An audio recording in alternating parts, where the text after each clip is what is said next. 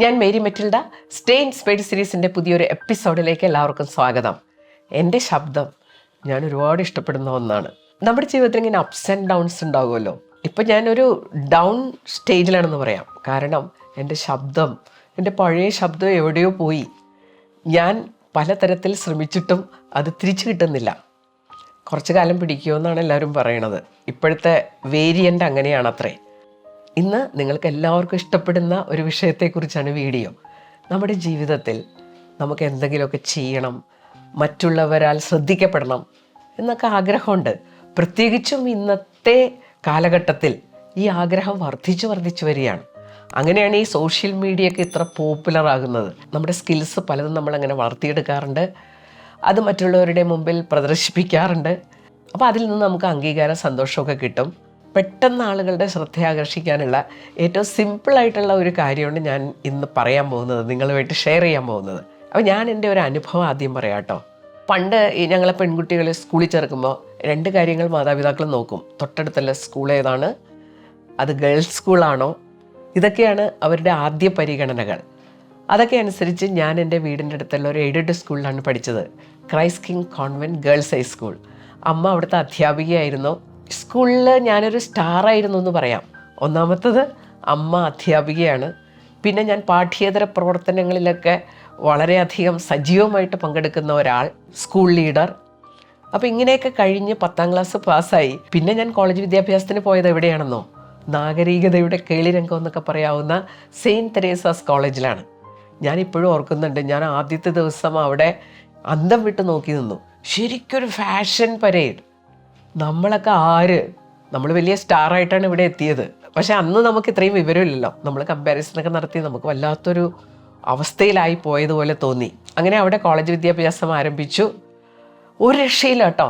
ഇത്രയും നാൾ സ്റ്റാറായിരുന്ന ഞാൻ അവിടെ ഒന്നുമല്ല. ഒന്നാമത്തത് ഭാഷാ പ്രാവീണ്യം കുറവ്, ഇംഗ്ലീഷ് ഭാഷ. മലയാളം മീഡിയത്തിലാണ് പഠിച്ചത്. അപ്പോൾ അതുകൊണ്ട് തന്നെ ഇംഗ്ലീഷ് അത്ര വശമില്ല. ക്ലാസ്സിലാണെങ്കിൽ റാങ്ക് ഹോൾഡേഴ്സൊക്കെയാണ് കൂടെ ഉള്ളത്. പിന്നെ 1 മാസം കഠിന ശ്രമമായിരുന്നു കേട്ടോ. വൈകുന്നേരം വന്നാൽ ഇംഗ്ലീഷ് പദങ്ങളുടെ മലയാളമൊക്കെ മനസ്സിലാക്കി പിറ്റേ ദിവസം ക്ലാസ്സിൽ ചെല്ലും.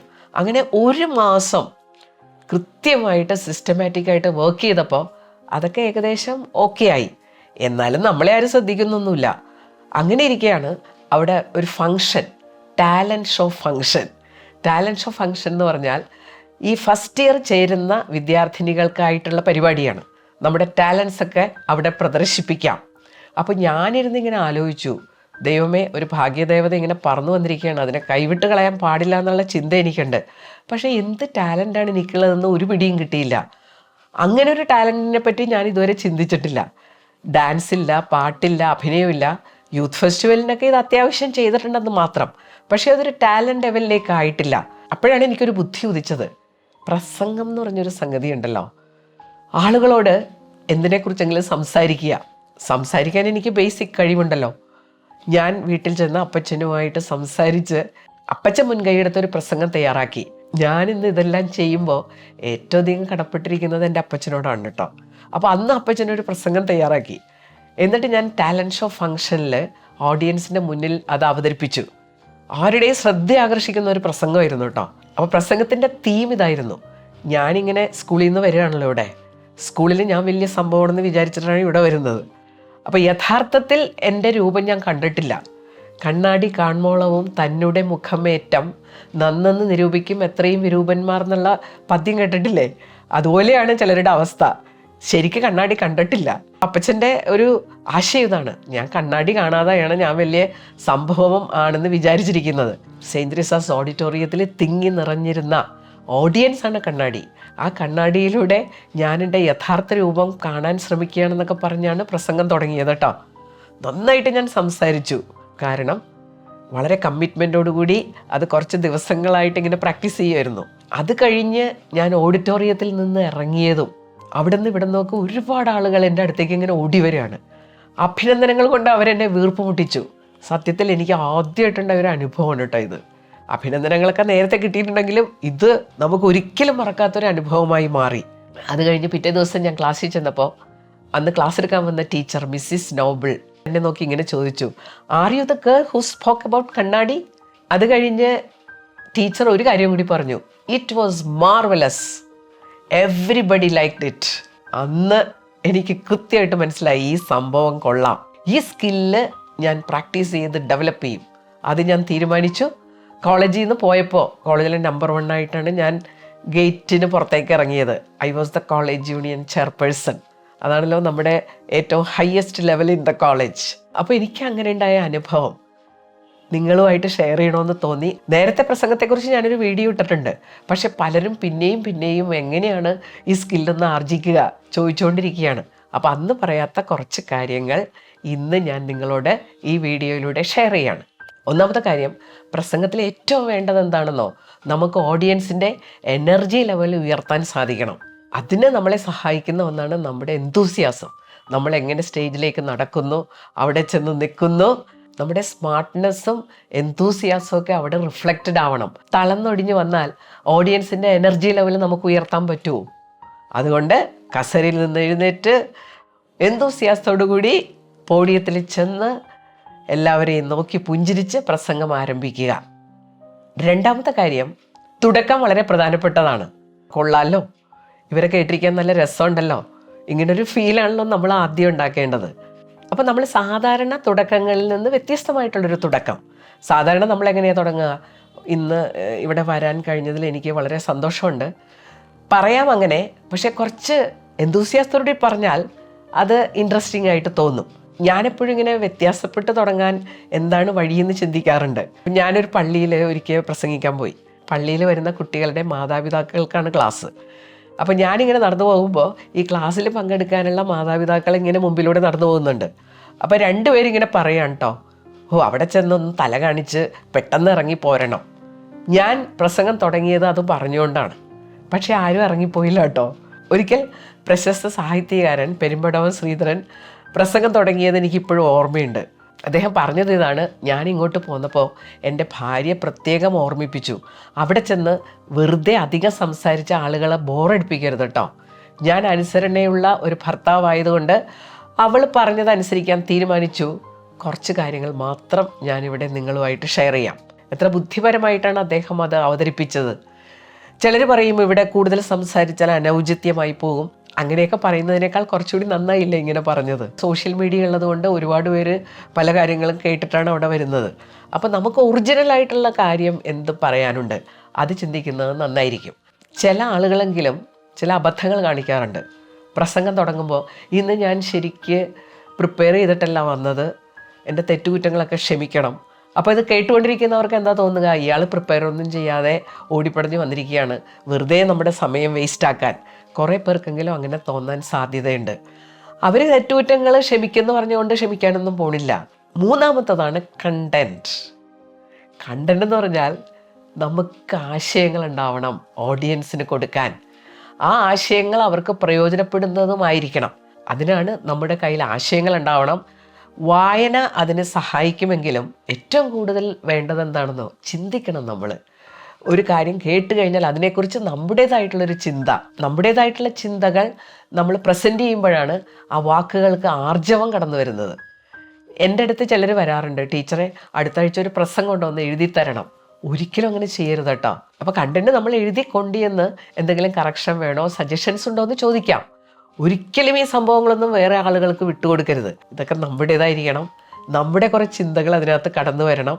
ചില വീഡിയോകൾ കേൾക്കുമ്പോൾ എൻ്റെ വ്യൂവേഴ്സ് പറയാറുണ്ട്, ടീച്ചർ ഇത് വളരെ വ്യത്യസ്തമായിട്ട് തോന്നിയെന്ന്. ഞാൻ ചെയ്യുന്നത് അതാണ്. ഞാൻ വായിച്ചു കഴിഞ്ഞാൽ ഒരിക്കലും അത് കോട്ട് ചെയ്യാൻ ശ്രമിക്കാറില്ല. എൻ്റേതായിട്ടുള്ള ചിന്തകളിലൂടെ അത് അവതരിപ്പിക്കാറാണ് പതിവ്. ബേസിക്കായിട്ട് തെറ്റുകളൊന്നും വരുത്തരുത് കേട്ടോ. സ്വന്തമായിട്ടുള്ള ചിന്ത എന്ന് പറഞ്ഞു കഴിഞ്ഞാൽ നമ്മൾ കാര്യങ്ങൾ പഠിക്കുന്നു, മനസ്സിലാക്കുന്നു, അവതരിപ്പിക്കുന്നത് നമ്മുടെ സ്വന്തം ഭാഷയിൽ, നമ്മുടെ സ്വന്തം ചിന്തയിലൂടെ. നമ്മൾ എന്താ ചെയ്യേണ്ടതെന്ന് വെച്ചാൽ, I am a good public speaker എന്നുള്ള ഒരു ചിന്ത നമ്മുടെ മനസ്സിലെപ്പോഴും ഉണ്ടാവണം. നമ്മളെന്തെങ്കിലും ഒരു സ്റ്റോറി കേട്ടു, അല്ലെങ്കിൽ ഒരു ആർട്ടിക്കിൾ വായിച്ചു, നമുക്ക് സ്ട്രൈക്കിംഗ് ആയിട്ട് തോന്നുന്ന പോയിൻറ്റ്സ് എവിടെയെങ്കിലും കുറിച്ച് വെക്കണം. അന്നുണ്ടായ ഒരു സംഭവം, ഒരു തമാശ. പ്രസംഗകല വളർത്തിയെടുക്കാൻ ആഗ്രഹിക്കുന്നവർക്ക് ഇത് തീർച്ചയായിട്ടും പ്രയോജനപ്പെടും. കൺക്ലൂഷൻ. കഴിഞ്ഞൊരു ദിവസം ഒരു പ്രസംഗം കേട്ടു ഞാൻ. അപ്പോൾ പ്രസംഗകൻ 3 കഥകൾ പറഞ്ഞു, എന്നിട്ട് പ്രസംഗം അവസാനിപ്പിച്ചു. കേട്ട കേട്ടുകൊണ്ടിരിക്കുന്നവർക്ക് ഒരു എത്തും പിടിയും കിട്ടിയില്ല. ഒരുപക്ഷെ അദ്ദേഹം ഉദ്ദേശിച്ചത് ഇതിൻ്റെ അർത്ഥം ഓരോരുത്തരും ഓരോരുത്തരുടെ തലങ്ങളിൽ നിന്നുകൊണ്ട് മനസ്സിലാക്കട്ടെ എന്നായിരിക്കും. എന്നാൽ അതെങ്കിലും പറയണ്ടേ? ഇവിടെ ഒരു കാര്യം നമ്മൾ ആലോചിക്കേണ്ടത്, first impression is the best impression എന്നൊക്കെ നമുക്കറിയാം. Last impression is the lasting impression. അതുകൊണ്ട് കൺക്ലൂഷനിൽ കാര്യമായിട്ട് ശ്രദ്ധിക്കണം. ആ സമയത്ത് ഈ സ്പീക്കറിൽ നിന്ന് എനിക്കെന്തോ കിട്ടിയെന്ന് ഓഡിയൻസിന് തോന്നണം. അഞ്ചാമത്തെ കാര്യം, നമ്മുടെ പരമശത്രു സ്റ്റേജ് ഫിയർ. ഇത് യൂണിവേഴ്സൽ ഫിയർ ആണ്. ഇതിനെപ്പറ്റി ഞാൻ വിശാലമായിട്ടുള്ളൊരു വീഡിയോ ചെയ്തിട്ടുണ്ട്, അതുകൊണ്ട് ഞാൻ കൂടുതൽ പറയാൻ ഉദ്ദേശിക്കുന്നില്ല. ഞാൻ ഉപയോഗിക്കുന്ന ഒരു ടിപ്പ് പറയാം. മൈൻഡ്ഫുൾനെസ്. സ്റ്റേജിൽ നിൽക്കുമ്പോൾ ഞാൻ ആ പ്രസൻറ്റ് മൊമെൻറ്റിലായിരിക്കും. ഞാൻ പ്രസംഗിക്കുകയാണ്, പ്രസംഗിക്കുന്ന കാര്യത്തിലായിരിക്കണം എൻ്റെ ശ്രദ്ധ. അത് കുറച്ച് നാളുകൾ കൊണ്ട് പ്രാക്ടീസ് ചെയ്ത് ഉണ്ടാക്കിയതാണ്. അതിനിടയിൽ ഞാൻ ഓഡിയൻസുമായിട്ടൊക്കെ ഇൻട്രാക്ട് ചെയ്യും, പക്ഷേ ഇതിൽ നിന്ന് ശ്രദ്ധ പോകാതെ. അങ്ങനെ ഒരു രീതി വളരെ ഇഫക്റ്റീവാണ് കേട്ടോ. നമ്മുടെ ചിന്ത വേറെ വഴിക്ക് പോകുമ്പോഴല്ലേ പ്രശ്നം. അയ്യോ, അപ്പുറത്തെ വീട്ടിലെ ചേച്ചി അവിടെ ഇരിപ്പുണ്ട്, അവർക്ക് എന്നോട് പണ്ടേ കുശുമ്പാണ്, അതുകൊണ്ട് എന്തായാലും അവർ എന്നെപ്പറ്റി കുറ്റങ്ങൾ പറയും. അപ്പോൾ അവിടെ മൈൻഡ്ഫുൾനെസ് പ്രാക്ടീസ് ചെയ്യുക. ആറാമത്തെ കാര്യം എന്താണെന്നോ, ഇതുവരെ പ്രസംഗിക്കാത്ത ആളുകൾക്ക് എവിടെ തുടങ്ങും, എങ്ങനെ തുടങ്ങും, ഇതൊക്കെ ഒരുപാട് ആശയക്കുഴപ്പം ഉണ്ടാക്കുന്ന ഒന്നാണ്. തുടങ്ങാനായിട്ട് നമുക്കൊരു കാര്യം ചെയ്യാം. ഇതുപോലെ ചിന്താഗതിയുള്ള ഒരു ഗ്രൂപ്പിനെ കണ്ടെത്തുക. ഗ്രൂപ്പ് എന്ന് പറഞ്ഞാൽ ഇതിനോട് നല്ല കമ്മിറ്റ്മെൻ്റ് ഉള്ള ആളുകളുടെ ഒരു ഗ്രൂപ്പ്. അത് നിങ്ങൾ കണ്ടെത്തണം. ഞങ്ങൾ കോളേജ് സ്റ്റുഡൻസ് ആയിരുന്നപ്പോൾ ഇങ്ങനെയുള്ള പല സംവിധാനങ്ങളും ഇല്ല. പക്ഷെ ഞങ്ങൾ ഇനീഷ്യേറ്റീവ് എടുത്തൊരു ഗ്രൂപ്പ് അന്നുണ്ടാക്കിയിരുന്നു. സ്പീക്കേഴ്സ് ഫോറം എന്നായിരുന്നു അതിൻ്റെ പേര്. കൊച്ചിയിലെ പ്രസംഗകരായ കുറച്ച് പേര് ചേർന്നുള്ള ഒരു ഗ്രൂപ്പ്. അതിന് അന്ന് ഏറ്റവും അധികം സഹായിച്ചത് കൊച്ചിൻ കോളേജ് പ്രിൻസിപ്പലായിരുന്ന ഡോക്ടർ അജിത്താണ്. അജിത്ത് വലിയൊരാളാണ് കേട്ടോ. നിങ്ങൾ TV തുറന്നാൽ ക്രിക്കറ്റിൻ്റെ സമയത്തൊക്കെ മത്സരിക്കുന്നവരുടെ പെർഫോമൻസിനെ കുറിച്ചൊക്കെ സംസാരിക്കാൻ അജിത്തിനെ നമുക്ക് ചാനലുകളിൽ കാണാം. മികച്ച ഒരു ഇക്കോണമിസ്റ്റാണ് അജിത്ത്. അപ്പോൾ ബജറ്റൊക്കെ അവതരിപ്പിക്കുമ്പോൾ ബജറ്റിനെ പറ്റി സംസാരിക്കാൻ ഇങ്ങനെ പല ലെവലിൽ ശോഭിക്കുന്ന അജിത്ത്. പിന്നെ ഒരു കാര്യം പറയാനുള്ളത്, ഞാൻ ജീവിതത്തിൽ കണ്ടിട്ടുള്ള ഏറ്റവും മികച്ച അധ്യാപകരിൽ ഒരാളും കൂടിയാണ് കേട്ടോ. അതൊന്നുമല്ല ഇവിടുത്തെ വിഷയം. ഞങ്ങളിങ്ങനെ ഒരു സ്പീക്കേഴ്സ് ഫോറം ഉണ്ടാക്കി ആഴ്ചയിലൊക്കെ കൂടി ഞങ്ങൾ പ്രസംഗിച്ച് പരസ്പരം ഇവാലുവേറ്റ് ചെയ്ത് അങ്ങനെ ഒരു സംഭവം അന്നേ ഉണ്ടായിരുന്നു. അത് വളരെയധികം പ്രയോജനം ചെയ്തിട്ടുണ്ട്. അപ്പോൾ അജിത്തിൻ്റെ വീട്ടിലാണ് മിക്കപ്പോഴും കൂടിയിരുന്നത്. പക്ഷേ അതൊക്കെ എത്ര ഹെൽപ്ഫുള്ളായെന്നറിയാമോ? തുടങ്ങാൻ പോകുന്നവർ ഇങ്ങനെയൊക്കെ തുടങ്ങിയാൽ നന്നായിരിക്കും. അപ്പോൾ നമ്മുടെ കോൺഫിഡൻസ് ലെവൽ കൂടും. പിന്നെ ഒരു കാര്യമുള്ളത്, നമുക്ക് പ്രസംഗിക്കാൻ അവസരങ്ങൾ ഇങ്ങനെ വരും, ഒഴിഞ്ഞു മാറരുത്. സെയിൻറ് തെരേസാസ് കോളേജിൽ എനിക്ക് കിട്ടിയ അവസരം അതെങ്ങാനും ഞാൻ പ്രയോജനപ്പെടുത്തിയില്ലായിരുന്നെങ്കിൽ എനിക്ക് എന്തെങ്കിലുമൊക്കെ സംഭവിച്ചാൽ ഞാൻ ഏത് ഗതിയിൽ ആയിത്തീർന്നേനെന്ന് എനിക്ക് സംശയമുണ്ട്. ഇങ്ങനെ ആഗ്രഹം തോന്നുന്നവർ തീർച്ചയായിട്ടും ഇങ്ങനെയൊക്കെ പ്രിപ്പയർ ചെയ്യാനും കൂടി വില്ലിങ് ആയിരിക്കണം. പ്രസംഗത്തിൽ ഇവാലുവേഷൻ വളരെ വളരെ ഇമ്പോർട്ടൻ്റ് ആണ്. അപ്പോൾ നമ്മൾ ഇവാലുവേറ്റ് ചെയ്യാൻ ഒരു ഗ്രൂപ്പ്, സ്ട്രോങ് ആയിട്ട് സപ്പോർട്ട് ചെയ്യുന്ന ഒരു ഗ്രൂപ്പ് ഉണ്ടാവുക എന്നുള്ളത് നമുക്ക് ഒരുപാട് ഹെൽപ്ഫുള്ളാണ്. ടോസ്റ്റ് മാസ്റ്റേഴ്സ് ക്ലബ്ബൊക്കെ ഉണ്ട്, പിന്നെ ചെറിയ ചെറിയ ഗ്രൂപ്പുണ്ട്. അവിടെയൊക്കെ നമുക്ക് സംസാരിക്കാൻ അവസരം കിട്ടും. ഇതെല്ലാം കണ്ടെത്തണമെങ്കിൽ എന്ത് വേണം? Pro active approach. ആരെങ്കിലും ഇങ്ങോട്ട് വരട്ടെ എന്ന് പറഞ്ഞ് നോക്കി നിൽക്കരുത്, നമ്മൾ അങ്ങോട്ട് ഇറങ്ങിച്ചെല്ലണം. ഇത് നമ്മുടെ ആവശ്യമാണ്. അവസാനമായിട്ട് ഒരു കാര്യം കൂടി പറയാനുണ്ട്. പ്രസംഗം നമുക്ക് വളരെ പ്രൊഫഷണലായിട്ട് ചെയ്യാവുന്ന ഒരു സ്കില്ലാണ്. നമ്മൾ പറയുന്നതിൽ കാര്യമുണ്ട്, നമ്മളെ കേട്ടിരിക്കാൻ നല്ല രസമുണ്ട്. ഇങ്ങനെയൊക്കെ ആയിക്കഴിയുമ്പോൾ നമ്മളുടെ സംസാരത്തിനൊരു വാല്യൂ വരും. അപ്പോൾ ആളുകൾ പതുക്കെ ചോദിക്കാൻ തുടങ്ങും, പ്രസംഗിക്കാൻ വരുന്നതിന് എത്ര ചിലവാകും, മണിക്കൂറിന് എത്ര വെച്ചാണ് ചാർജ് എന്നൊക്കെ ആളുകൾ ചോദിക്കുമ്പോൾ അയ്യോ എനിക്ക് അങ്ങനെ ചാർജൊന്നും വേണ്ടെന്ന് പറയരുത്. കാരണം നമ്മുടെ സർവീസ്, നമ്മൾ അതിനുവേണ്ടി സമയം ചെലവഴിക്കുന്നതാണ്, ബുദ്ധിമുട്ടുന്നതാണ്. That should be paid. പക്ഷെ തുടക്കത്തിലേ ഇതിനു വേണ്ടി ആക്രാന്തം പിടിച്ചൊന്നും നടക്കരുത്. പിന്നെ കുറച്ചൊക്കെ സർവീസ് ഓറിയൻറ്റേഷനും കൂടി ഇതിൻ്റെ കൂടെ നമുക്ക് ഉണ്ടാവണം. പൈസ കിട്ടിയാൽ മാത്രം ഞാൻ വരുള്ളൂ എന്നൊന്നും പറയരുത്. പ്രൊഫഷണലായിട്ട് മുന്നോട്ട് പോവുക എന്നുള്ളത് ഇമ്പ്രൂവ്മെൻറ്റിൻ്റെ ഒരു ഭാഗമാണ്. ഫെബ്രുവരി കഴിഞ്ഞ് മാർച്ചൊക്കെ ആകുമ്പോൾ പ്രസംഗങ്ങളുടെ ചാകരയാണ്. സെൻഡ് ഓഫ്, മറ്റു പല ആഘോഷങ്ങൾ, വനിതാ ദിനം, ഇതെല്ലാം കടന്നു വരുന്ന ഒരു മാസമാണ്. ഭാഗ്യദേവതകൾ ഇങ്ങനെ പറന്നു വരും. മുഖം തിരിച്ച് നിൽക്കരുത്. ഒരു കാര്യം നമുക്ക് ചെയ്യാം, നമുക്ക് ഇത്തവണ എല്ലാവരെയും ഞെട്ടിക്കാം. ആരോടും പറയണ്ട, നമ്മളിതെല്ലാ ദിവസവും പ്രിപ്പയർ ചെയ്ത് നമുക്ക് അടിച്ചു പൊളിക്കാം. അപ്പോൾ ഈ വീഡിയോ നിങ്ങൾക്ക് ഇഷ്ടപ്പെട്ട് കാണും അല്ലേ? ഇഷ്ടപ്പെട്ടിട്ടുണ്ടെങ്കിൽ please like, comment and share. അടുത്ത വെള്ളിയാഴ്ച പുതിയൊരു വീഡിയോയുമായിട്ട് നമുക്ക് വീണ്ടും കാണാം. Thank you.